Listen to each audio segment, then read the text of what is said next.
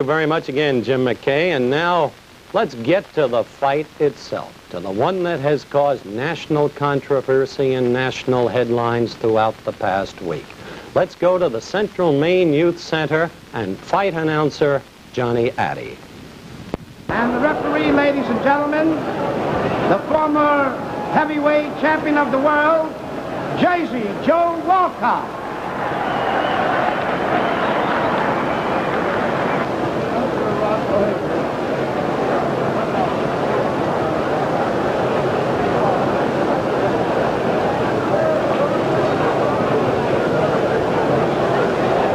Ladies and gentlemen, Intercontinental Promotions Incorporated, Robert A. Nylon President, and Arena AA present the main event, 15 rounds for the heavyweight championship of the world. The principals, introducing from Denver, Colorado, he's wearing black trunks, he weighs 215 1/4, the former heavyweight champion, and now the challenger, Sonny Liston.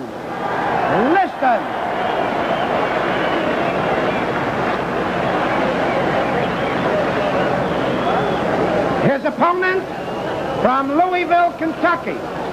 He's wearing white trunks. He weighs 206. The heavyweight champion of the world, Muhammad Ali.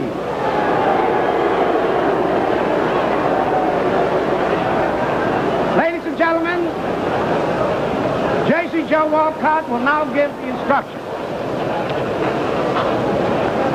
Well, gentlemen, this is a match you both worked very hard for, and I know you're both in good condition. I'm not going to go with a lot of preliminaries. I know you both know the rules of Maine, so I'm in here to enforce them. So I'll say you'll keep your punches up, protect yourself at all times. Good luck. Shake hands, come out fighting.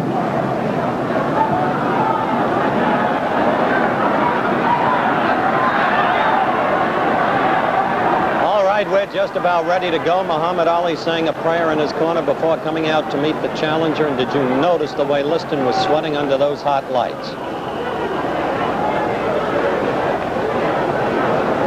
We're 15 seconds from the bell. Our ABC clock timing the fight will be superimposed at the bottom of your screens.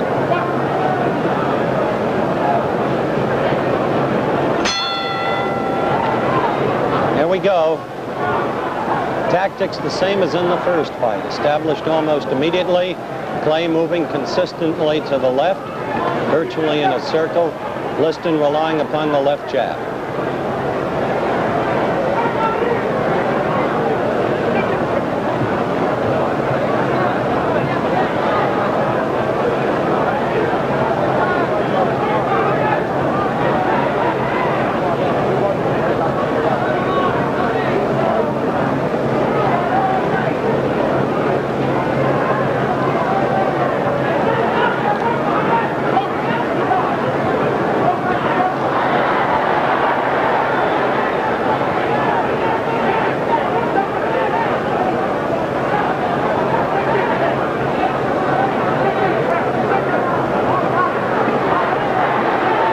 To 1 minute.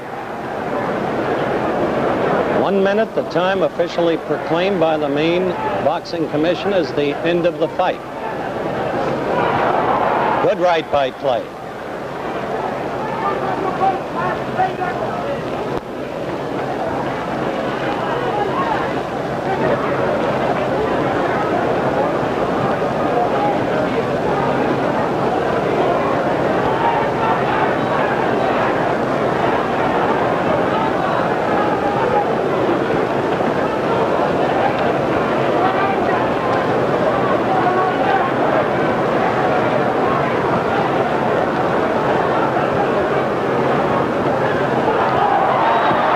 Did you see the punch? Did you see it?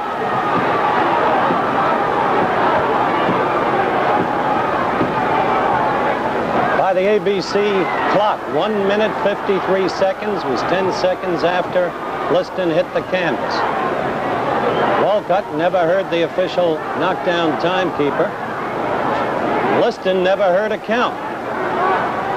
Walcott leaves the fighters. Liston still has reflexes. Look at him duck. Now Walcott has gotten information that Liston was down for a count of 10 and more. And so the fight is over, and Muhammad Ali is still the champion in a scene of bedlam, chaos, and confusion.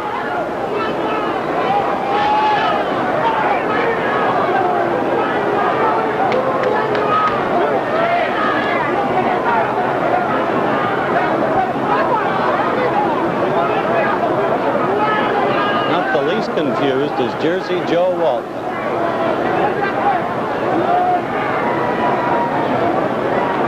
The Liston frustration. Bandages come off. There is the confused one.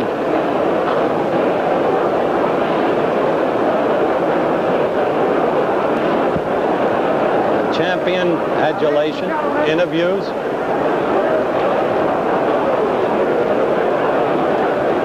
Gentlemen, the timekeeper counted out Liston in 1 minute of the first round. 1 minute of the first round, the winner. 1 minute of the first round, the winner by a knockout. And still the heavyweight champion of the world, Muhammad Ali. Isn't that incredible? That they should call it 1 minute. Off come the champion's bandages now.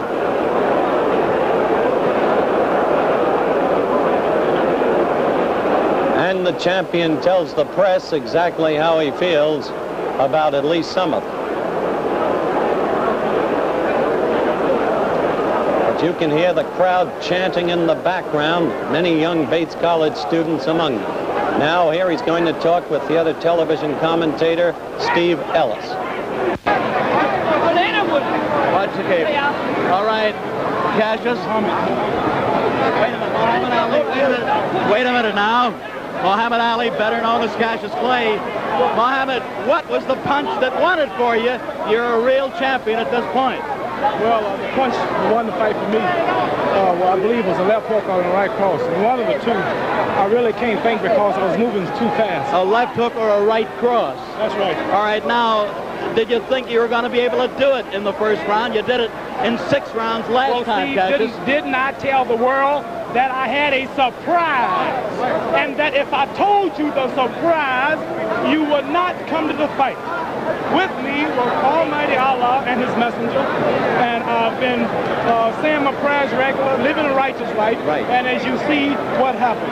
Oh, wait a minute. Now, let me ask you this, if I may, Cassius. Wait a minute. Muhammad. All right, no, wait a minute. Okay, all right, Muhammad, tell me this. Did you think that Liston hit you with any kind of shot that maybe hurt you, any whack toward the body? No, he hit at my body, but he hit my arms instead.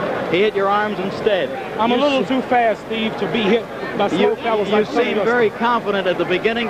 Why were you that confident coming out? I'm confident because Allah's with me and his messenger, Elijah Muhammad. All right, now, Muhammad, tell me this. What did you really knock him out with the left hook and the right smash? Well, I would like to see the videotape if you have it. All right, do we have the videotape? Yes, we do. Show you more. All right, we have the videotape, and let's try for viewers all over the world see what we had. Beautiful footwork. I was getting ready to come in there with a pretty right, but he was in the way. He was in the way. Yes, I must say this was an easy payday. My shape was so good, it really surprised me. I came in at 2. Now you're going to hit him. Watch closely. Watch closely. Is it a right-hand counter? You tell us what it is. I think it was a right-hand counter, not the left hook that you talked about a while ago. Well, didn't I tell you that Liston said in my poem, I want the world to know that I apologize. This kid is so fast, he can't be touched, you know. Now watch this. Watch closely. He's still the aggressor, at least moving towards you.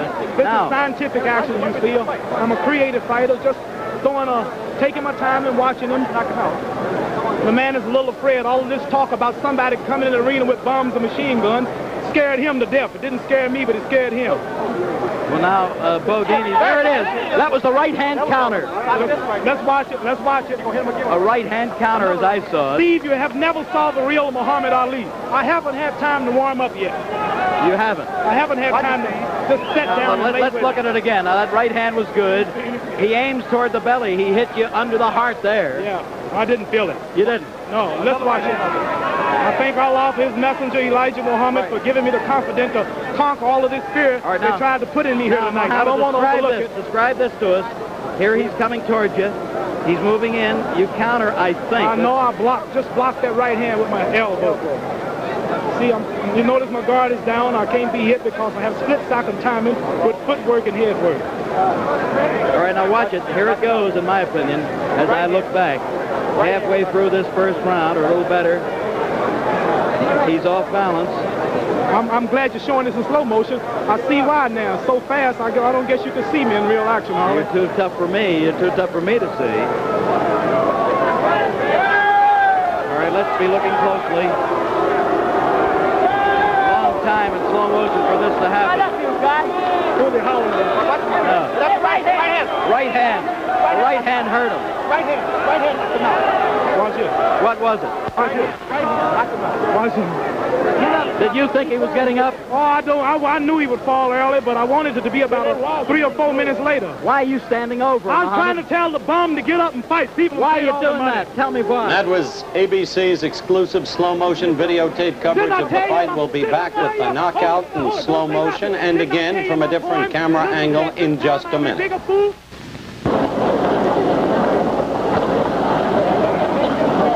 Now, once again, here is the knockout in slow motion.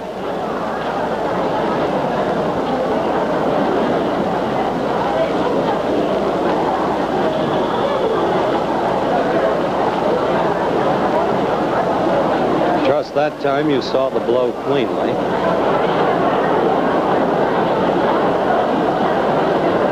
Now observe closely the extraordinary sequence of events that follows. First, the refusal of the champion to go to a neutral corner.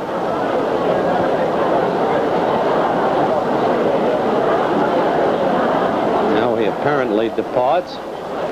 Second, the attempt of Liston to arise. Apparently, he is unable to do so.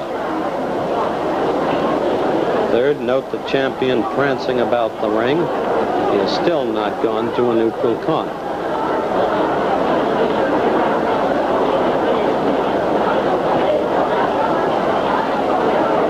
Fourth, the fight actually resumes.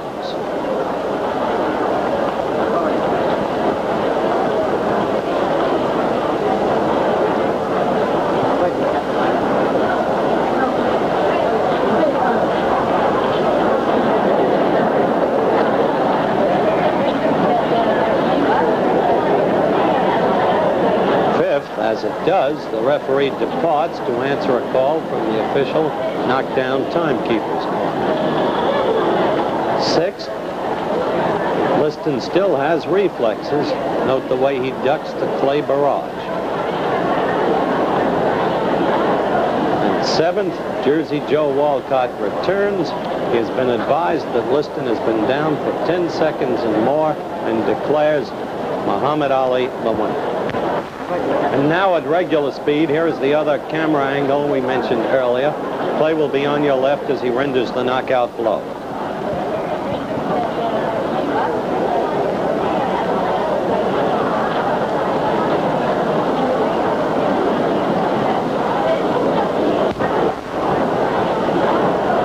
And there you saw it once again. Now, before we go to Robert Riga, let's listen to some post-fight comments by Liston and Muhammad Ali. What happened when you tried to get up? Do you think the fight would stop before it should have? Well, only thing I was trying to pick up the count. He was trying to pick up the count. Did you hear the count? Did you know what? No, I didn't. You didn't hear the count? He didn't hear the count, didn't know what it was. There was no count, he couldn't hear it. Was there a punch thrown before the right hand? No. How powerful was the punch in your opinion? It was fair. Hey, wait a minute. What is this? Fair? Said it was a fair punch. Sonny, did the punch surprise you? Clay says Yes, it did. Clay says it was a new tactic, the counter right. It was a surprising punch. If you had picked up the count, would you have been able to continue? Yes, I If he picked up the count, he would be able to continue. Myself, I think so. Pick up any count at all. Yes.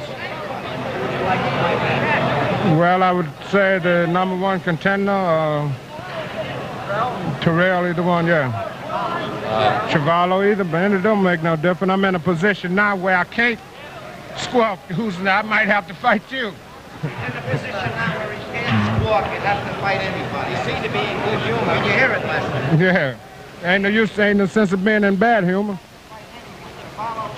Sonny, do you feel a disappointment at all? What actually are your Yes, feelings? I do. Feel real disappointed. I think it was because of my main point was to get him and get it over with. What was your plan? Were you going to try and get him early or stay with him? Well, I was going to stay with him. He got hit hard. I hit him with a punch that Jack Johnson used called the anchor punch. Stephen Fetcher, the old great Hollywood movie star, as I told you, he's working with me, and we were in secret training on something called the anchor punch. And this is a punch that Jack Johnson took to the graveyard with him. Nobody knew it but Stephen Fetcher, and it's a twist-like chopped right hand that is hard to see. And I told a few of you fellas when you were at Chicopee, Massachusetts at my training camp, if you can remember clearly, I was demonstrating the right. Do you remember? Why don't you show us how it went, Chad? Do you? Yeah. How does it go? It's a How does snap it go? punch, and you can't punch it until the man is coming in at you.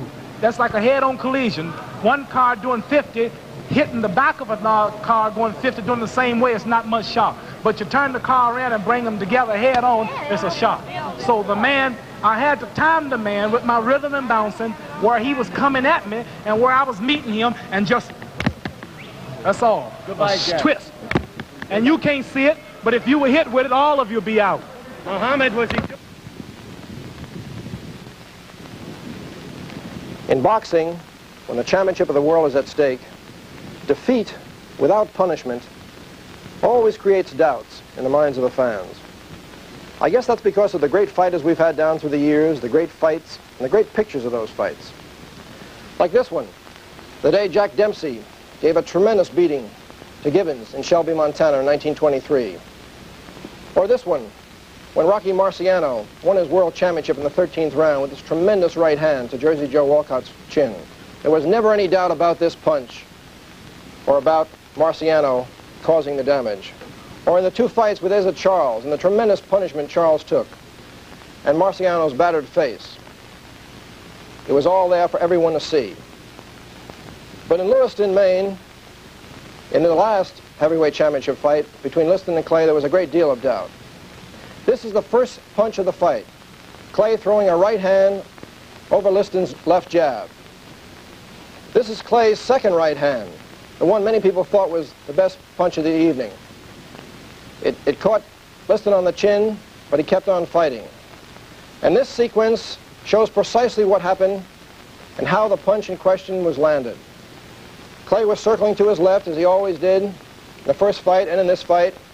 Then Sonny Liston threw a 17th jab. He was short with it. He missed on all 17 jabs of the fight. You'll notice Clay's hands. Both his gloves are below his belt. He's circling to his left, on his toe, and then suddenly he brings his right hand up over Liston's jab and connects on the side of Liston's head. He's pushing off his rear foot. His power is coming all through his body. He has every intention of landing the blow. Liston crumples. His gloves come together. And now if you look at Clay's feet, he's swinging to the right. He seems to be off balance. But the punch has landed. And then he follows through with a left hook, but of course it misses as Liston goes down. This is the punch which so many people did not see. Another question is, for a man like Liston who had never been floored before, how can one punch like this put him down, especially when thrown by Clay so early in the fight? There is one theory that's very interesting, and that's the karate idea.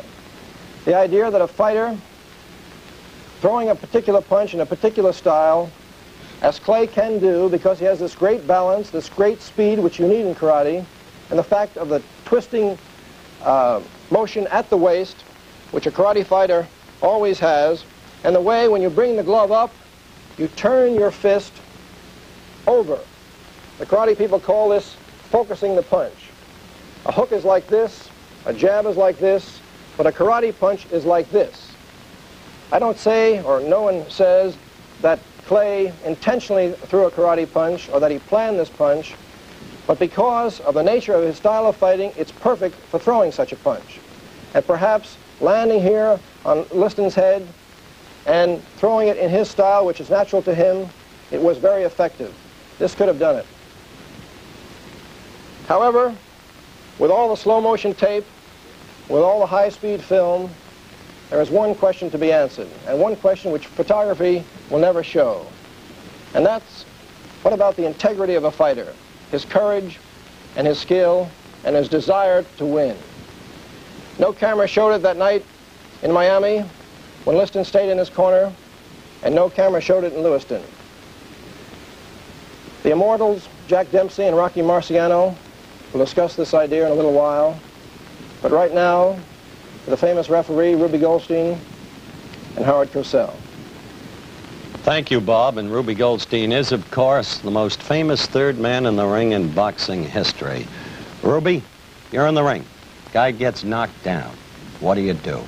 Immediately, I see that the man that's caused the knockdown gets to a neutral corner, and in about 4 seconds, I'm back yelling the count into the man that's on the floor, which I pick up from the knockdown timekeeper. How do you hear it from the knockdown timekeeper? It usually comes to the count of 4. I hear it from the knockdown timekeeper in Madison Square Garden, the ball clubs, or where they hold the fights. There is a loudspeaker, and it's very easy to hear. But someplace I wound up where you couldn't hear it in some smaller clubs, and we just read the lips of the announcer. Lip reading. Right. All right. Have you ever in your lifetime left the fighters to themselves, one fighter on the floor? No, you don't leave it, and I feel sorry for Joe Walcott. He's a fine man, very honorable man, interested in a lot of good work, but he had a tough man to handle, a man like Clay who kept roaming around in the vicinity where Liston was, yelling to get up, and it was difficult. At the same time, we've got to be reportorial about this, Ruby. Let's have a look. We had a special camera following Walcott during that period of action there, or chaos, however you want to put it. And I'd like your comments about Jersey Joe as we run the film of the fight and see exactly what he does. Now, there's Liston down. Now we're going to be going to Jersey Joe.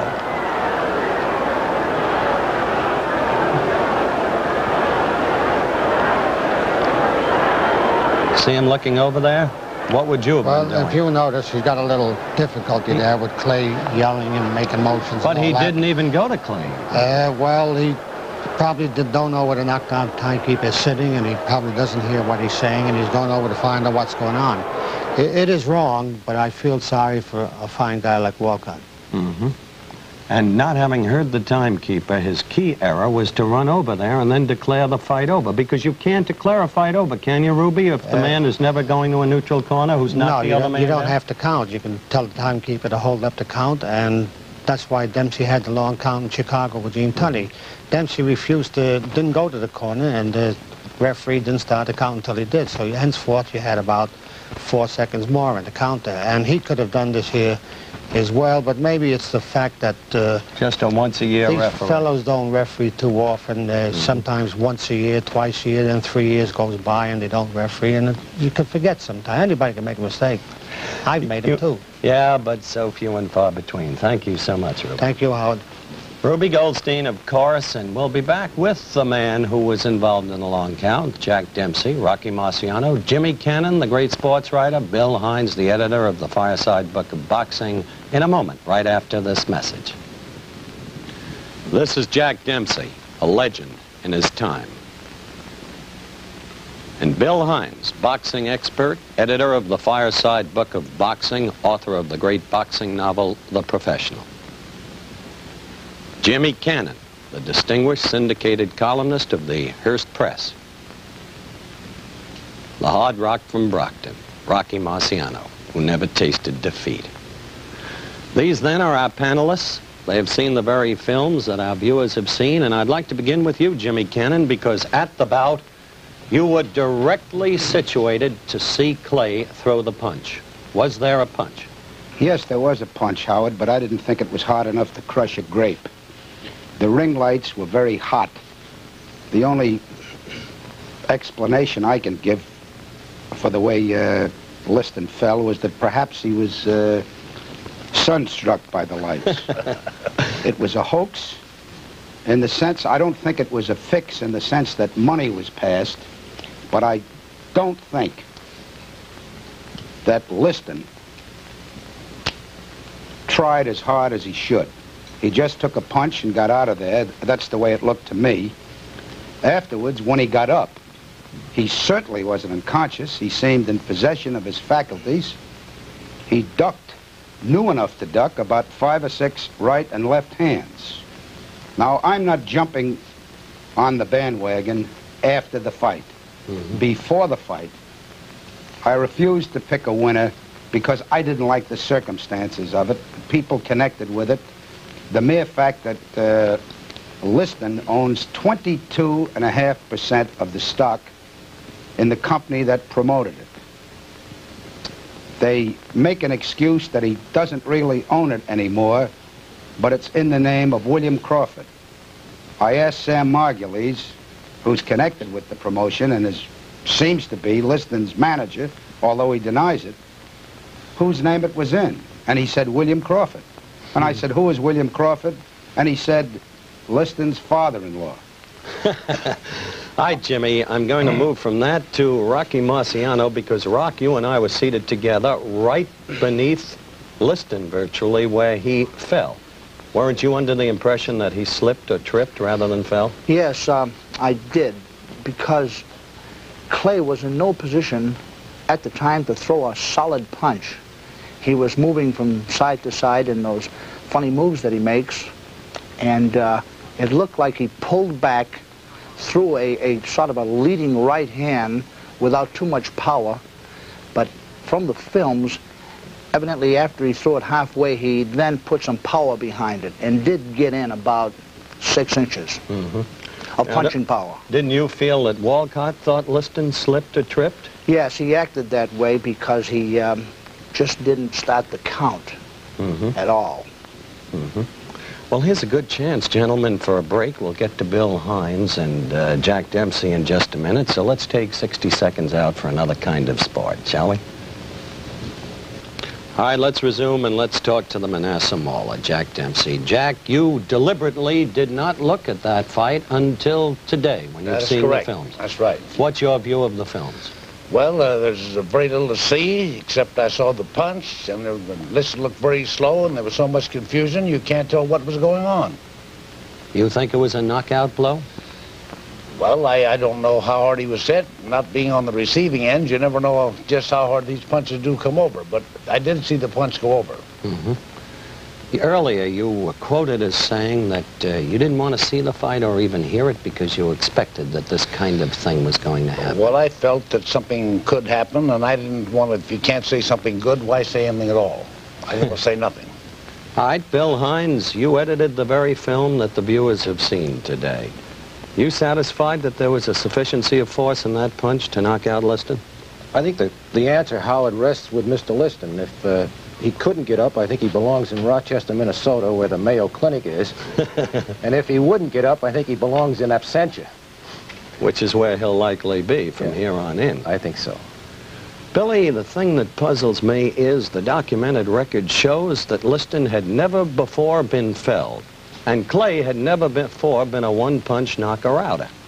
Now, in the wake of those facts, how could this have truly been a knockout punch? Well, I think you'd have to understand Liston's entire physical condition, and we're not sure of that. We're really not even sure how old he is. He says he's 31, and we say he's 31 plus. Certainly he looked like an old man, and as the two pros here can tell you, when you get to a certain age, you just don't live under a punch the way you did when you were young. So I think that's a factor, too, Howard. Well, Rocky, when you were not so young, really, in your career, Archie Moore decked you with a short right that only traveled about 6 inches, didn't it? Yes, that was when I missed him with my own right hand and had the full force going. And Archie, the clever man, just stepped back just about 3 inches and hit me with the best counterpunch you ever saw. And coming in and he coming in, I just went straight forward. What do you think about when you go down?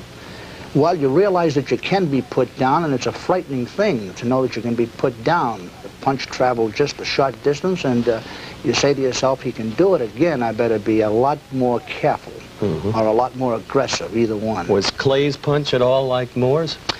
No, not really. I thought he just started it more or less to parry, and all of a sudden he saw the opening and he threw some power at the last moment. I've noticed that on the film here.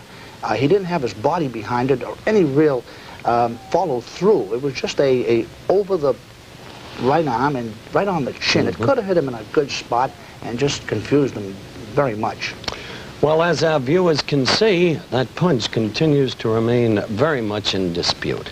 Our guests have been Jimmy Cannon, Jack Dempsey, Rocky Marciano, and Bill Hines. Thank you, gentlemen.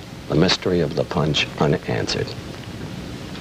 That's the way it was that May 25th, 1965 in Lewiston, Maine, in a high school hockey rink where they had a heavyweight championship fight. The big questions remain unanswered. Yes, there was a punch, but was it of sufficient force to knock out a man who had never been floored before? What about the referee, Jersey Joe Walcott, and his total confusion? Incidentally, Jersey Joe was invited to appear on this show, but was unavailable. Had he counted, could Liston have been up in time? Did Liston really, for that matter, get a fair shake? And what about all of the other bizarre circumstances attendant upon the fight? The way it got, for instance, to Liston. Well, some say this was the end of boxing. Congress may bring in a federal boxing commission. Some states want to wipe out boxing. But this may, in fact, have been a new beginning, because Floyd Patterson, now in Sweden, says he's been promised a fight in the fall. And right now, there's a man in the ring, George Chavallo, and there he is, who wants to fight the heavyweight champion. He's ready at that moment. He may get the next shot. Indeed, this may be a new beginning. That's the story of the big fight, Muhammad Ali against Sonny Liston. What about next week on Wide World of Sports? Well, next week, ABC's Wide World of Sports will be at the Commodore Hotel in New York City for the World Pocket Billiards Championship. Luther Wimpy Lassiter will be defending his title against Joe Balsas. Lassiter and Balsas meet in the finals of this competition involving an outstanding field of America's pocket billiards players. Also next week, we'll present an outstanding topical event of international significance. So be sure to check your local listings for ABC's Wide World of Sports next week.